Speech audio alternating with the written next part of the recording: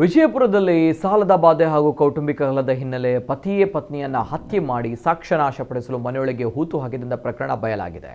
ಘಟನೆ ನಡೆದ ಸುಮಾರು 24 ದಿನಗಳ ನಂತರ ಸತ್ಯಾಂಶ ಹೊರಬಂದಿದೆ. 45 ವರ್ಷದ ಸರೋಜಿನಿ ರತ್ನಾಕರ ಹತ್ಯೆಯಾದ ದುರ್ದೈವಿ. ಇವರ ಪತಿ 46 ವರ್ಷದ ಪ್ರಭು ರತ್ನಾಕರ ಕೃತ್ಯವೆಸಗಿದಂತಹ ಆರೋಪಿ. ಪ್ರಭು ರತ್ನಾಕರ್ ತನ್ನ ಪತ್ನಿ ಸರೋಜಿನಿ ಹೆಸರಲ್ಲಿ ಮಿತಿಮೀರಿ ಸಾಲ ಮಾಡಿದ್ದ ಎನ್ನಲಾಗಿದೆ.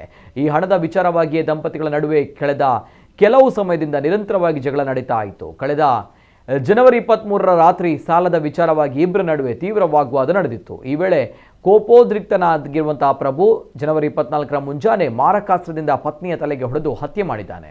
ಬಳಿಕ ಯಾರಿಗೂ ಅನುಮಾನ ಬರದಂತೆ ಪತ್ನಿಯ ಮೃತದೇಹವನ್ನು ಮನೆಯ ಕಾಂಪೌಂಡ್ ಒಳಗೆ ಗುಂಡಿ ತೆಗೆದು ಹೂತು ಹಾಕಿ ಏನೂ ತಿಳಿಯದವನಂತೆ ನಾಟಕವಾಡಿದ್ದ. ಮಗಳ ಬಗ್ಗೆ ಅಳಿಯ ಸರಿಯಾದ ಉತ್ತರ ನೀಡದಿದ್ದಾಗ ಆತಂಕಗೊಂಡ ತಾಯಿ ದೇವರ ಹಿಪ್ಪರಗಿ ಪೊಲೀಸ್ ಠಾಣೆಯಲ್ಲಿ ದೂರು ದಾಖಲಿಸಿದ್ದಾರೆ. ಪೊಲೀಸರು ಆರೋಪಿ ಪ್ರಭುವನ್ನು ವಶಕ್ಕೆ ಪಡೆದು ತಮ್ಮದೇ ಶೈಲಿಯಲ್ಲಿ ವಿಚಾರಣೆ ನಡೆಸಿದಾಗ ಭೀಕರ ಹತ್ಯೆಯ ಸತ್ಯ ಹೊರಬಂದಿದೆ.